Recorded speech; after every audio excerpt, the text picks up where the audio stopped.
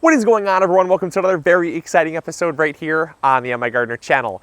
In today's episode, we're going to be doing a complete growing guide on sunflowers. That is right. I've been on an absolute sunflower kick, and so I figured let's do a growing guide on sunflowers. I have not done one yet. I don't know why. I've grown sunflowers in the past, but I've been on an absolute sunflower kick lately since I planted out this sunflower bed, and it just looks absolutely beautiful, doesn't it? I mean, I think this is just so incredible. I mean, the height of the flowers, the size of the flowers, just the amount of color variations and shapes, it's just absolutely beautiful. It's so incredible. And I think one of the most incredible things about sunflowers is just how larger than life they can be. I mean, the flowers can get 10, 12 inches wide, and the sunflowers themselves can get up to 18 feet tall. I mean, they're just monolithic, and how fast they grow. I mean, from seed to flower, we're talking like 50 days. To grow that big and just do all of that in 50 days, it's just so much larger than life. So I am hoping you guys are gonna be inspired to grow sunflowers. They're super easy to grow, and there's something that just brings so much beauty and interest to the garden. So let's jump on into it. Let's talk about sunflowers now. I'm having a great day, so hopefully you guys are as well.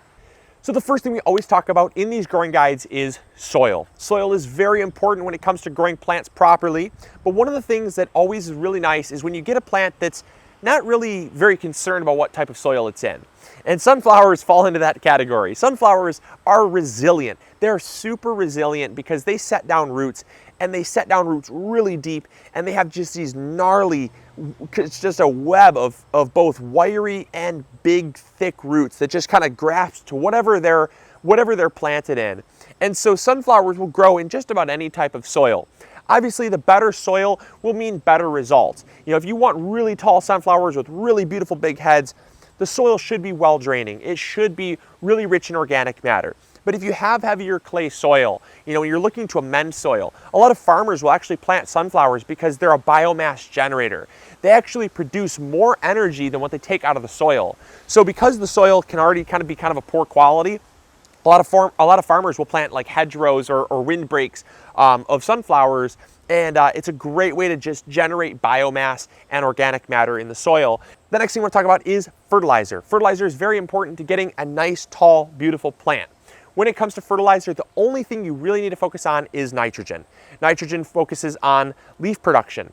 And the reason why these plants get so big so fast and they can just produce this monolithic flower is because of the energy that they create from the sun. The energy, or the leaves, generate energy from the sun in a process called photosynthesis. And the only thing that you need to be worried about is leaf production, because the flowers will come when the plant is ready. You know, the plant won't just continue growing. It won't be like Jack and the Beanstalk where it gets 30, 40 feet tall. At a certain point, the plant will reach maturity and it will flower. That's why if you see a flower growing in like, you know, just a nasty part of your lawn or like a ditch, something that might have dropped from bird seed or the wind blowing it or whatever, it'll grow, but when the plant is ready, it'll produce a flower regardless if the plant is 10 feet tall or like 1 foot tall, and it'll produce a flower that's, you know, say 2 inches in diameter versus like 12 inches in diameter. Even though it's the same genetics, it's just the environment does not allow such a big flower, such a tall flower, things like that. And so nitrogen will play a huge role in how big the plant gets. So if you want it to grow to its maximum potential, make sure you give it lots of nitrogen. We use Trifecta Plus on our garden. We use it on everything in our garden, so that never changes. But if you don't have Trifecta Plus, blood meal is another wonderful example of nitrogen, fish emulsion or fish fertilizer, or even just a really well-aged manure. Chicken manure, goat manure, rabbit manure, horse manure, any of those manures are wonderful sources of nitrogen. Focus on the nitrogen, you're gonna get these beautiful plants. The next thing you need to know to grow beautiful sunflowers is water. Water is crucial to getting a beautiful plant because, again, I go back to the example of, you know, if a seed drops from bird seed in your yard or just in like a dead patch somewhere, yeah, it'll grow, and yes, it'll produce a flower, and yes, it'll probably survive enough to produce viable seed for offspring, but it won't do this. It won't do this, and that's because this requires water. Water helps the plant uptake nutrients.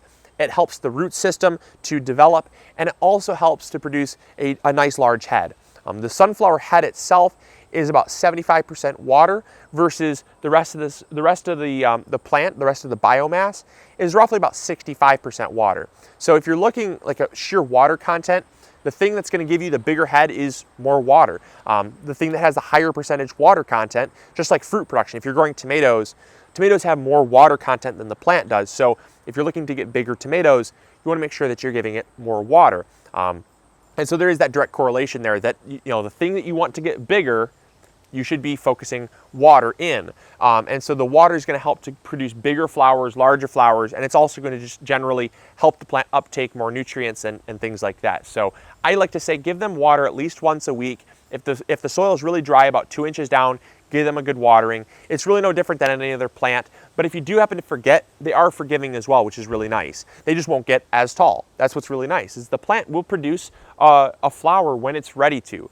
So whether that's 1 foot or 10 feet, like I said, it's still gonna produce a flower. It's just the water is gonna help to kind of increase the strength and vigor of the plant so that it can get this tall before it flowers. Otherwise, if it's ready to flower at, say, this height, these are the same type of flowers here. Just one flowered at 4 feet, one flowered at about 7 feet. So there's a huge difference in height there, and that's just because these ones might be a little more crowded out. These ones might be on the edge of the bed. They're suffering from a little more dry conditions, or maybe they're not having as much access to nutrients. But you can see the sunflowers still produce beautiful flowers. It's just when it was ready to flower was a lot different. So just keep that in mind. Water does make a big difference in your overall health and bloom production. The next growing guide component to sunflowers is temperature. These are a warm weather loving crop. They like nice warm weather, but the really nice thing is the fact that they're really not picky. You can plant them out in early spring and they'll mature by early summer. You can plant them out in midsummer and they'll be mature by late summer. You can also plant them out in late summer and have them by early autumn. We just planted these in late July and they're already blooming in September. This is absolutely incredible how fast they mature, and so it really allows you super fast turnover. You could probably plant 3 or 4, maybe even 5 different crops of sunflowers in a given season. The only thing you have to remember is that they are not a cold loving crop. So as long as the nights are not in the 40s, you're fine. Anything in the 50s, they're gonna survive and they're gonna thrive. So just keep that in mind. If it's cool, if it's cold, they're not gonna do as well. They might still grow, but they're not gonna survive and thrive like they would in warm weather. So just keep that in mind and they're gonna be fine. All right, and the final tip to growing sunflowers is care and maintenance. There are 2 different varieties of sunflowers, the single-headed sunflower and the multi-headed sunflower.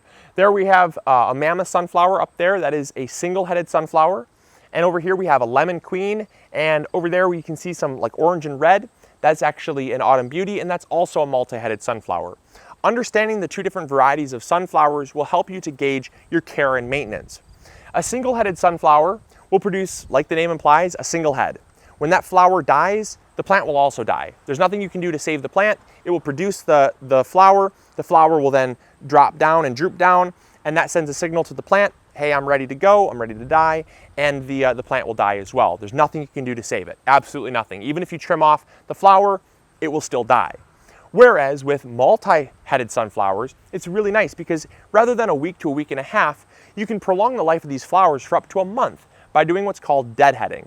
Deadheading is a super simple process of when the main flower is usually the largest flower as well, when the main flower starts to droop down, all you're going to do is you're going to clip off those flowers. You're going to clip off the main flower, then the secondary flowers will bloom. There's usually about 2 or 3 secondary flowers that will come out. They're a little bit smaller, and they're usually always smaller than the main primary bloom. But those 2 or 3 flowers are going to come out, they're going to bloom, they're going to open, and when they droop, then you're going to clip those both back. And that's going to then send a signal to produce another 2 or 3 secondary flowers. And this tertiary structure will continue to go down the plant. And you'll notice all along the plant, there are side shoots. And those side shoots are future blooms. So as long as you continue to deadhead and the plant stays healthy, it will continue to produce flowers until the plant pretty much expels all of its energy and dies away. So again, out of this multi-headed sunflower here, we can get about a month to even a month and a half of blooming, which is really incredible for a sunflower. Now the pros and cons to growing these different varieties are that the single-headed sunflower produces a giant, beautiful head that is going to be the most showy that you're going to have in the garden. Whereas with the multi-headed sunflowers, they're going to produce many smaller heads of flowers, which can still be equally as showy, but they're much, much smaller. You know, if you're looking at comparison, the mammoth sunflower is going to get about 10 to 12 inches in diameter, which is huge, like a dinner plate size. Whereas the multi-headed sunflowers, they're going to produce much more petite sunflower heads. They're going to be about 4 to 7 inches in diameter. So about half the size, and usually a little bit smaller on that, 4 to 6 inches in diameter. So they are going to be smaller, but you're going to get a lot more of them as well. So kind of just knowing the pros and cons of them, and also the fact that the single-headed sunflower dies within about a week to a week and a half after blooming, whereas the multi-headed sunflower, if you come in and you deadhead and you properly maintain the plant, it's going to last for a month to a month and a half. So you're going to get much longer, you're going to get a much longer life out of those sunflowers as well. So pros and cons of both. I like to grow both of them so I can have all the beauty in a single bed. So I hope you guys enjoyed. I hope you learned something new. As always, this is Luke from the MIgardener channel, reminding you to grow some sunflowers. It's worth a shot. They're very beautiful. And grow big or go home. All right, catch you guys later. See ya.